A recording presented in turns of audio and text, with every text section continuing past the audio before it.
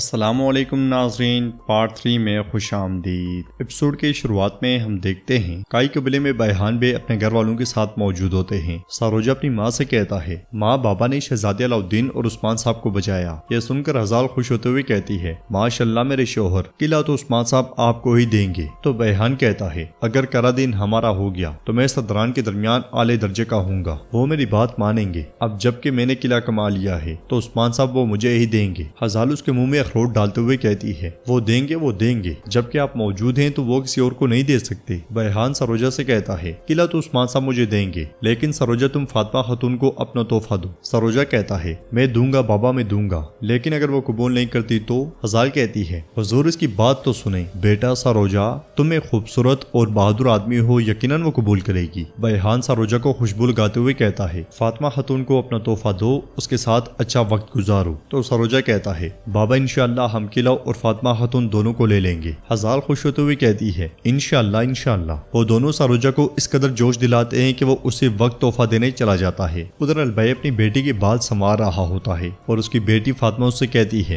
مجھے ڈر تھا کہ آپ کو تکلیف ہوگی، ماں کی طرح آپ بھی مر گئے تو کیا ہوگا؟ تو البئی اس سے پیار کرتے ہوئے کہتا ہے، میں ہمیشہ تمہارے ساتھ رہوں گا، ڈرو مت، کیا تم میرے لیے دعا کرتی ہو؟ تو فاطمہ کہتی ہے، ہاں میں ضرور کرتی ہوں بابا، ہم عثمان صاحب سے کب بات کریں گے؟ البئی اسے خاموش کرواتے ہوئے کہتا ہے، یہ ایک راز ہے، کیا تم بھول گئی؟ تم نے اپنے بابا سے وعدہ کیا تھا، تم ایک لفظ بھی نہیں بولو گی، یہ ہمارے درمیان رہے گا، وعدہ؟ تو فاطمہ کہتی ہے، وعدہ۔ ادھر ہم دیکھتے ہیں کہ فاطمہ خواتین کے ساتھ موجود ہوتی ہے کہ اسی لمحے سروجہ بھاگتا اس کے پاس آتا ہے اور کہتا ہے، فاطمہ خاتون کیا آپ مصروف ہیں؟ فاطمہ کے مصروف نہ ہونے پر ہار دکھاتے ہوئے کہتا ہے، یہ آپ کے قابل نہیں ہے، لیکن یہ میرا حصہ ہے قلعے کے خزانے سے۔ یہ کہہ کر وہ ہار دینے کے بجائے فاطمہ کو پہنانے لگتا ہے تو فاطمہ پیچھے ہو جاتی ہے۔ یہ دیکھ کر سروجہ کہتا ہے، معافی چاہتا ہوں فاطمہ خاتون، لیکن یہ میں آپ کو دے رہا ہوں۔ جواب میں فاطمہ کہتی ہے، شکریہ، لیکن مجھے اس تحفے کے پیچھے کی وجہ سمجھ نہیں آ رہی۔ یوسف وہاں پہنچتے ہوئے کہتا ہے، فاطمہ خاتون آپ پھر سے اچھی میزبان رہی ہیں، یہ شکریہ کے اظہار پر آپ کو یہ دینا چاہتا ہے۔ سروجہ بھی اس پہ طنز کرتے ہوئے کہتا ہے، اسی لیے تم بھی یہاں ہو۔ یوسف سروجہ کو پیچھے دھکیلتے ہوئے فاطمہ سے کہتا ہے، میں نے کمان پر آپ کی مہارت کے بارے میں سنا ہے فاطمہ خاتون، شاید یہ آپ کے قابل نہ ہو، لیکن جب میں نے اسے خزانے میں دیکھا تو میں نے سوچا اگر آپ کے علاوہ کسی اور کے پاس ہوگی تو ضائع ہو جائے گی، اگر آپ اسے قبول کرتی ہیں تو مجھے واقعی خوشی ہوگی۔ دونوں ایک دوسرے کو دھکیل کر پہلا تحفہ دینے کی کوشش کر رہے ہوتے ہیں۔ فاطمہ دونوں سے تحفہ لیتے ہوئے کہتی ہے، آپ نے کمان پر میری مہارت کے بارے میں سنا ہوگا، لیکن عثمان صاحب کی بیٹی ہر کسی سے تحائف نہیں لیتی۔ یہ کہتے ساتھ ہی وہ تحائف واپس دے دیتی ہے۔ وہ دونوں بہت پریشان ہو جاتے ہیں۔ پاس بیٹھی الجن بھی یہ سارا منظر دیکھ کر مسکرا دیتی ہے۔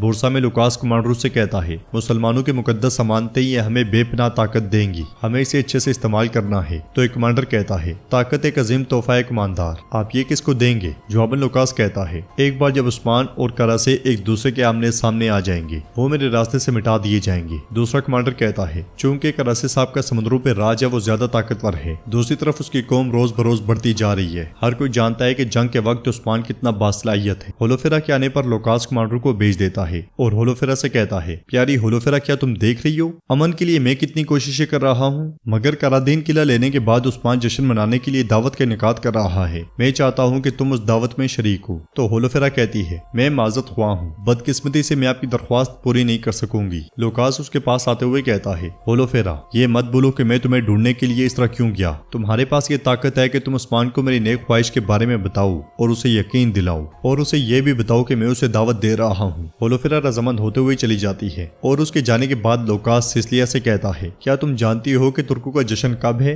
اس دعوت میں ایسا کچھ ہو کہ ان کی خوشی موت سے داغدار ہو جائے۔ سسلیا پوچھتی ہے، یہ کیسے ہوگا جناب؟ تو لوکاس اسے زہر کی بوتل دکھاتے ہوئے کہتا ہے، ایک چنگاری جو تمہارے ہاتھوں سے رکھی جائے گی جنگل میں آگ کی طرح پھیل جائے گی، تب عثمان کی دعوت کا رخ موڑ لے گی، تم اس کے سب سے خوشی کے لمحے کو غم میں تبدیل کرنے جا رہی ہو۔ یہ سنتے ساتھ ہی سسلیا وہ زہر لے لیتی ہے اور ہولوفیرا کے پیچھے نکل پڑتی ہے۔ کائی قبیلے میں بالا خاتون عثمان صاحب کو چوکا پہنا رہی ہوتی ہیں اور کہتی ہیں، بیحان صاحب، بیگم خاتون اور آپ کے تمام بچے قلعہ چاہتے ہیں، آپ کس کے بارے میں سوچتے ہیں عثمان؟ تو عثمان صاحب کہتے ہیں، تم مجھے بتاؤ بالا، تمہارے خیال میں کون اس کا سب سے زیادہ مستحق ہے؟ جواب میں بالا خاتون کہتی ہیں، میں نے جو سنا ہے اس کے مطابق بیحان صاحب لالچی ظاہر ہوتے ہیں اور بیگم خاتون بھی کچھ زیادہ مختلف نظر نہیں آتی۔ یہ سن کر عثمان صاحب کہتے ہیں، تو وہ سب اپنے مفادات کے لیے یہاں موجود ہیں، ایسی صورت میں ہمیں قلعہ سب سے کمزور کو دینا چاہیے۔ بالا خاتون پوچھتی ہیں، بیگم خاتون کو؟ نہیں عثمان، ایسا نہیں ہوگا۔ عثمان صاحب پوچھتے ہیں، اور ایسا کیوں ہے؟ تو بالا خاتون کہتی ہیں، وہ عورت مجھے کبھی پسند نہیں رہی، قلعہ اس کے سپرد نہیں کیا جا سکتا، میں صرف اتنا کہوں گی کہ محتاط رہنا،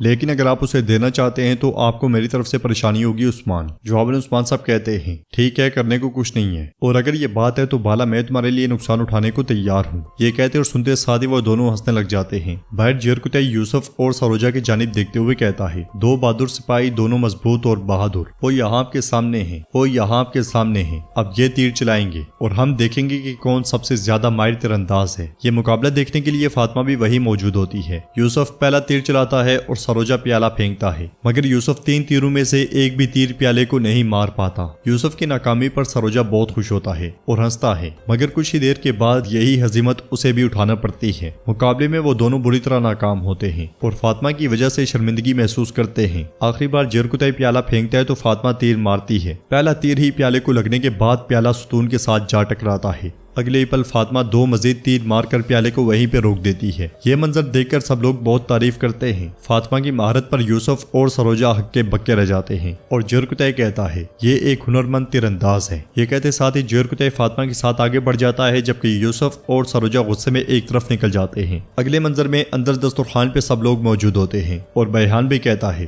ماشاءاللہ جو لوگ عثمان صاحب کے ساتھ کھڑے ہوتے ہیں وہ سونے اور کھانے سے مالا مال ہو جاتے ہیں۔ اس لیے میں برہان وہاں پہ آتے ہوئے کہتا ہے دستور عثمان، اور اس کے ساتھ ہی عثمان صاحب بالا خاتون کے ساتھ وہاں آتے ہیں اور سب کے سب دسترخوان پہ بیٹھ جاتے ہیں۔ عثمان صاحب کہتے ہیں صدران، باجیان اور بھائیوں، شہادت ایک مقام ہے اور غازی بننا ایک نشان ہے۔ ہمارے آباء و اجداد نے ہمیں فتح کا جو فریضہ سونپا تھا، اللہ کا شکر ہے کہ ہم اس میں کامیاب ہوئے، اللہ کا شکر ہے۔ اب ہمارا فریضہ دوسرے قلعوں کی طرح کرادین قلعے کو دیکھنا ہے، بالکل ایسے ہی جیسے ہم نے اپنی ریاست بنائی، اور اس کے لیے ہمیں اپنے عظیم سردران میں سے ایک کی ضرورت ہے جو کرادین قلعے کا حاکم بن سکے۔ اب اس مقدس فریضے پر جس کو تعینات کیا جائے گا وہ بیگم خاتون ہے۔ یہ سن کر بیگم خاتون بہت خوش ہوتی ہے، بیحان اور ہزار کا چہرہ لٹک جاتا ہے اور بیگم کہتی ہے اللہ پاک ہماری ریاست کے سردار کو سلامت رکھے۔ اور عثمان صاحب کہتے ہیں کل آپ اور آپ کے سپاہی کرادین کے لے جائیں گے، آپ اس کی نگران ہوں گی۔ اب بسم اللہ کر کے کھانا کھائیں۔ کھانے کے دوران ہی ہولوفیرا خیمے میں داخل ہوتی ہے۔ ہولوفیرا کو دیکھ کر اورحان کے منہ سے بے ساختہ نکلتا ہے ہولوفیرا۔